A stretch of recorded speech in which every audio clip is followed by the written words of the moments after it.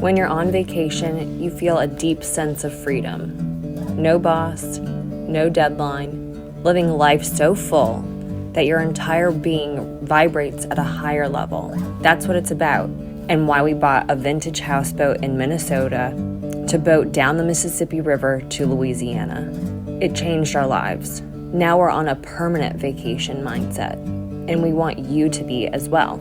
Life is too short not to explore. So subscribe and join our crew to see where this river leads us. Yours truly, Margaret and Bradley McCoy.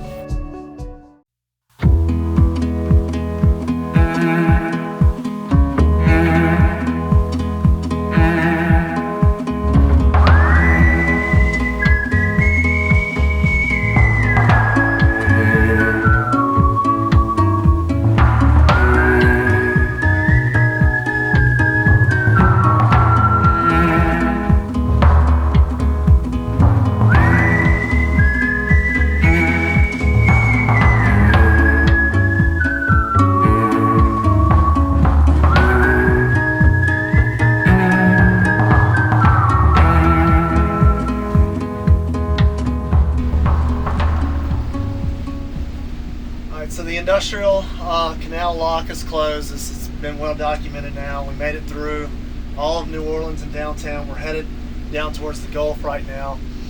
I'm looking real heavily into Mardi Gras Pass. It's kind of a cut that blew across the levee. I've known about it just because when a wind's a certain way, it pushes all the dirt and mud, dirties up the water when trying to fish in the Delacroix area. So it's kind of really hurt some of the fishing from that end. But I've never cut through it. Not a lot of people cut through it because it's quite a ways down. Obviously, it's connected to the Mississippi River. But that's what I'm really leaning to because it's, I was just looking, it's at like mile marker 44 on the Mississippi River. And just to give you an idea, the industrial canal lock was mile marker 92. So that's about 50 miles more, which wouldn't be too bad if we can make it through there. The other reason I really want to try to push through is because that keeps us still in the marsh, and specifically it's about 10 to 15 mile an hour winds today, and it's only going to get worse for the next week. So if we can't cut through now, the winds may be too much for us, and we're going to have to park the boat and leave it somewhere for about a week, or hang out on the boat for another week till we can cut across the Gulf. But if we can make it through the marsh, it'll knock down some of the wind and the waves. It'll be a little more feasible to cut through, and I think today really is our best chance if we can push through and do that. So that's kind of what I'm really hoping for. I've kind of Googled some fishing charter services, Googled some marinas, just trying to ask anyone if they know anything about the pass as far as the depth to it, the cuts through it. Because the other big scary issue is not even so much the pass, which apparently because it's Mississippi, the water shoots through it and it may shoot us through, or push us sideways, or flip us, or spin us. But also, I don't know these cuts back this way.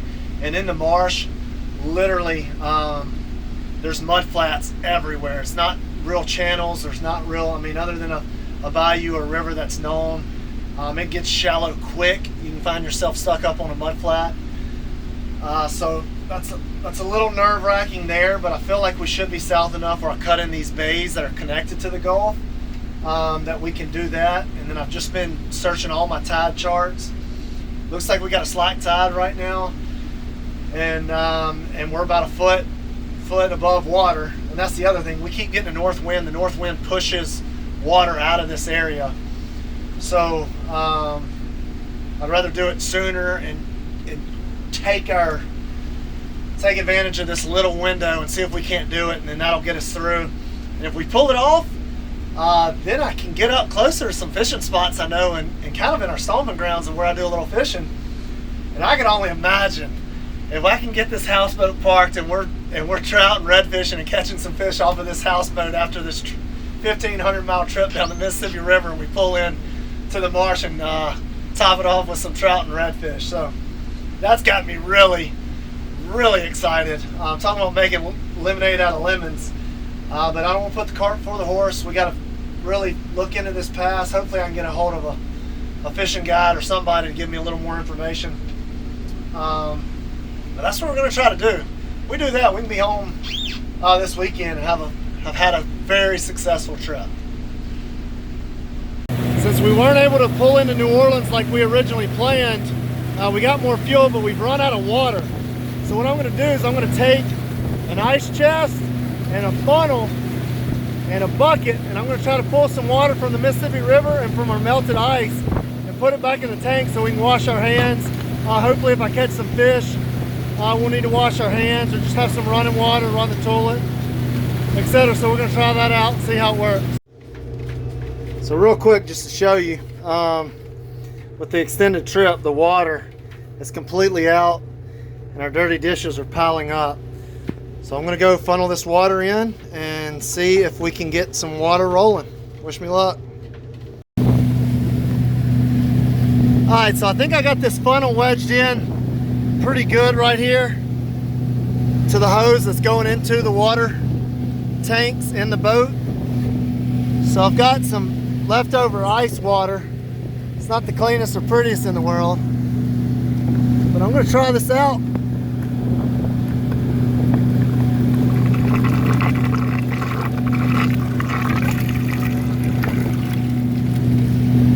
So the boat's rocking a little bit, so it's splashing over my... Oh! Ho, ho, ho! I think I got it figured out. If you look, water's coming out of the ice chest. I don't have any spilling under here. It's running straight into the hose, into the tank. So I'm getting water into the boat, no doubt. So I'm gonna let this keep running in, and I'm gonna prop that back up as soon as I put the camera down. But I'll keep doing that, and then what I'll do is I'll take this red pail, scoop some Mississippi River water up. We'll dump it back into here, and I think I ought to be able to get a good bit of water going for us. Alright, so far so perfect. Water's funneling through from the ice chest. I've got it propped up real good going straight into the boat. And I just filled the ice chest up with some Mississippi River water. It's not too bad. So it's just sitting there draining. It's running kind of quick too, to be honest. Let's go ahead and go inside the houseboat and see if I got water or not. Okay, so I've got the water funneling in through the ice chest, through the funnel, through the hose, into the tanks. Before I keep doing it, I just want to try it out, make sure that I'm on the right track, that we're getting water. Ho! And I bet it's freezing because that's ice water. All right, so the water's coming through the boat into the tanks. I'm gonna keep this up. I can get us a full boat of water. We can wash dishes, wash our hands, anything like that. We can keep this party going.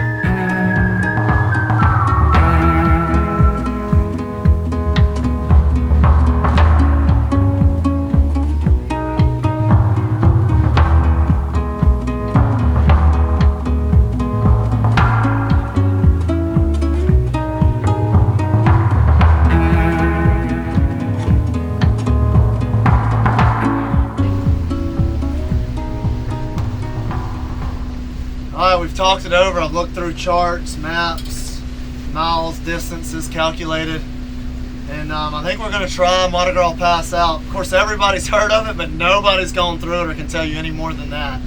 I tried to call, I googled like fishing charter guides, see if anyone's fished the area that could give me insights. No luck. So we're going to try it. It looks like this window later this afternoon, it's like 15-mile-an-hour winds. It's going to be the best for the next week. It'll shave, I don't know, 60 plus miles of our trip total at least. So we're gonna at least poke our head in. Maybe we jump in and get stuck and then that's the end of it. Maybe we push through and get a little further. I don't know, but we're gonna try it out. We'll see what happens. We're doing Mardi Gras Pass. Bradley has shown me on a map what this means. All of Louisiana and how it goes into the marsh and everything. I still don't really understand what's about to happen. It makes me a little bit nervous that no one else has done it. But you can't be an explorer, or what did I say earlier? You can't be an explorer if you don't do it first. Oh, you can't be an explorer if you don't do it first. So, why not do it now? We're gonna go for it. Bradley got us some water, and hopefully we don't get stuck, and hopefully... Yeah, disclaimer, I did not make any promises as to mud flats, getting stuck, or anything else. Yeah. But a setback at this point would take just as long as going and holing up in a marina for 5 days too. So We'll see. whatever. But yeah, here we go. Man, there are trees in the middle of this thing. I don't know, Margaret. I do not have a warm fuzzy. How long is it? It's not long at all. We'll just nose in. We'll try to nose on in. I'll watch our depths. It's 100 feet deep right here. See the stick? Someone's flagged it. And there's flagging around. I guess people are running it at nighttime. Is that flagging or is it? Yeah, that's flags hanging off the trees. Oh, okay. This is an adventure. See that stick hanging out in the dead center? And then that tree to the right. I mean, that's what makes me like. Is there a tree or is that a And then see the fence? Is that a fence? This is the cut. Man.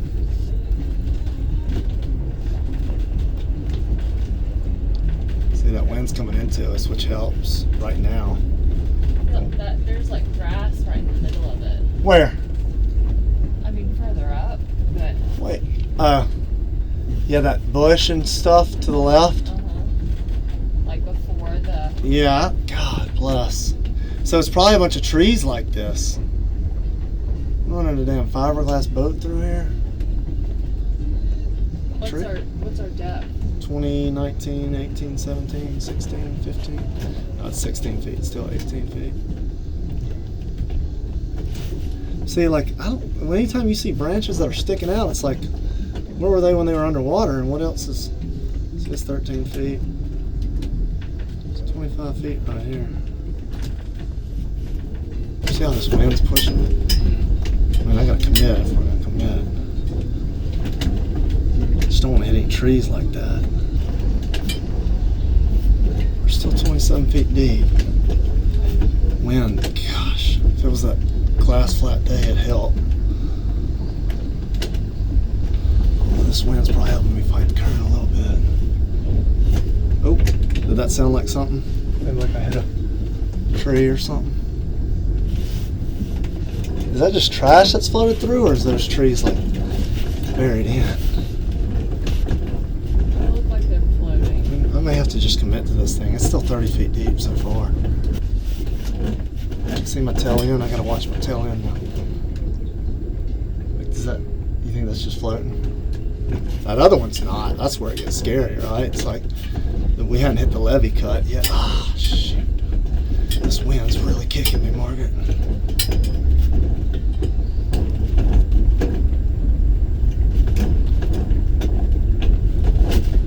Just get ready to impact like we did those damn rocks that time. If I didn't see these trees, I'd be fine, because it's one thing in the marsh. See how there's like stuff over there, but it's 44 feet deep right here. That's what it's saying. This is a really cool thing. It's 50 feet deep right here. Someone said it was 80 through here, so. I mean, it makes sense if the Mississippi River's cutting through it. Oh, I don't even have a right engine, no wonder. Right engine keeps dying on me. Having this fence right here is no bueno. You know? Was it a dock? That made me feel a lot better. Doesn't that look like kind of like power outlets? It's probably stuff? pinched off at one time now. The wind's picking up. If I get through this little part, I'll feel a lot better. Our depths are reading really good. So underneath these rocks are two holes, like two drain things. Oh yeah, so that's how it busted through. This was probably some little dam or something. So I don't know if we need to go stick a stick in front of us. Like, see, I see a big culvert over there and everything. Because it could have gone all the way through here, which we could hit real hard, real quick. So just hang on. I've got it completely neutral, and we're just not even floating across it. Which is fine with me, as long as I don't get turned, which I'm about to get. Shoot, the wind's gonna turn me. I know my engine just died. Damn. I just want to get through that line. I don't want to be hitting anything behind me with the drives, but I gotta get this wind's pushing me into this bank.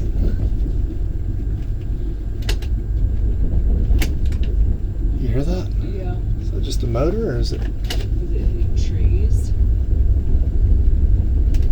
I can't tell.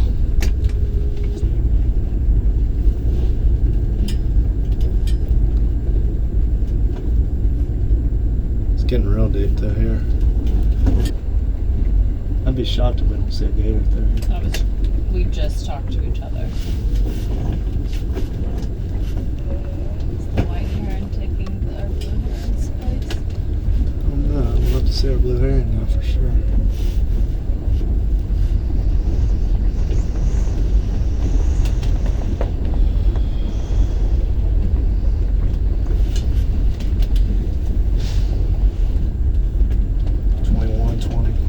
It's 21 feet now.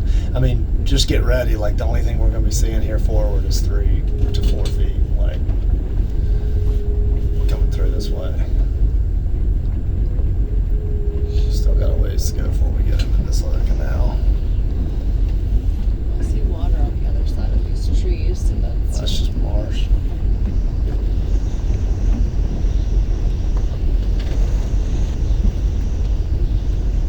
See, it's interesting that where we are, that there are all these trees. Because in the marsh, there's not really any trees. So I wouldn't and shouldn't have to worry about that. So the fact that that there's trees sticking up out of it, it's kind of nerve-wracking. What's that? I said it's totally nerve-wracking. But it's really cool too.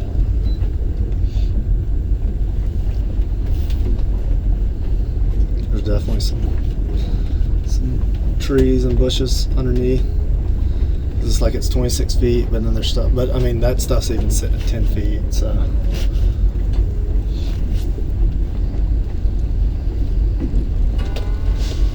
once we made it through Mardi Gras Pass, the next big dilemma was what direction do we go? A blue heron flew across the intersection headed left, but we had already decided to go right.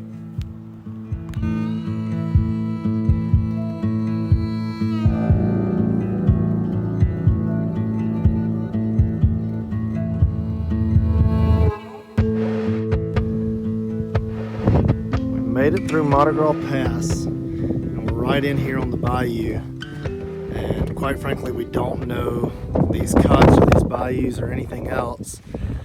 So kind of needed to just take a break. We've been running since 7 a.m. this morning. Just burned out, nerves are a little shot.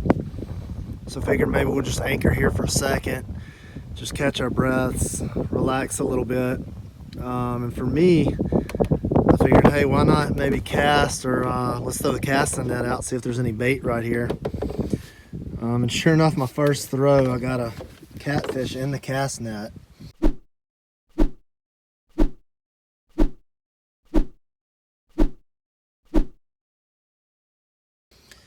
I'm out here in the marsh. My hope, if we can get to a spot soon enough, would be to possibly catch some trout and some redfish, maybe some bass. At the same time, we're kind of low on food and don't really have food. Normally I always throw catfish back when I'm out here, but considering how we've been living, I don't know, I'm really torn right now.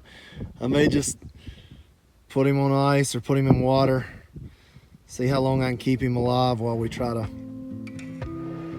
see if I can catch some other fish.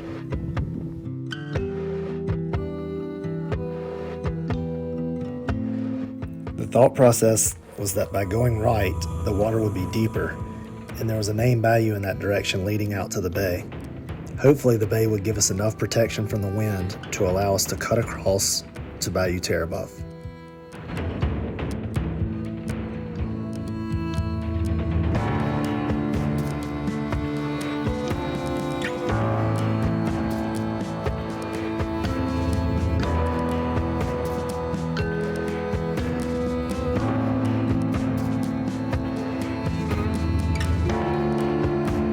Well, it turns out this area had been silted in from all the sediment coming from the Mississippi River through Mardi Gras Pass.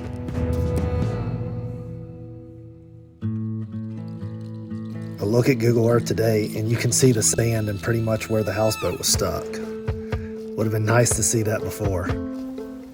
Okay, here's the latest. We are stuck in the marsh. We're stuck in the marsh.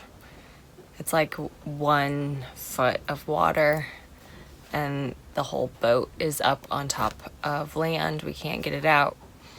We're gonna check out the tides to see if they will come and go, or if like the water will lift us up, or if we need to get a tow company to get us back out to the bayou. I don't know if we'd have it tow us all the way back to New Orleans or just back to a place where we could start boating again and then actually go down to Venice. It's because we did this Mardi Gras Pass, which is just kind of unknown by the majority of South Louisiana people that we are connected with, even people that other people connected with us with. They didn't really have much knowledge about Mardi Gras Pass. So we made it through the pass, but then we were going through a bay and it is shallow, shallow, shallow. And here we are. I'm pretty chilled out. We have everything we need. Bradley got us some more water. It's river water. But I can shower at least. We can go fishing. We've got tons of cold beer. We've got friends that can come pick us up tomorrow if necessary. So I'm not really worried about our absolute safety. It's just kind of funny that we went through all the way through New Orleans today. Everyone thinks that we're home and is giving us congratulations, which is so kind. We're not home. We are stuck in the marsh. More to come. Ordinarily, being stuck would ruin the mood. Yeah. I'm trying to... But it was so lovely that we were completely in the moment. We decided to take the kayak out and go fishing. We didn't catch anything, but the expansive marsh sunset was gorgeous. I'm so enjoying my gondola ride.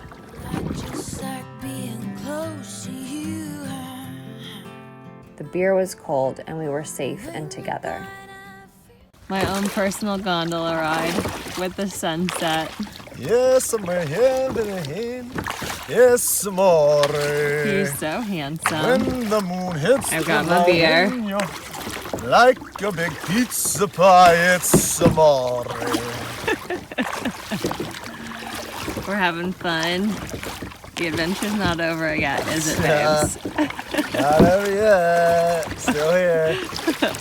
Still on it. Yeah, I like the way you hung the moon.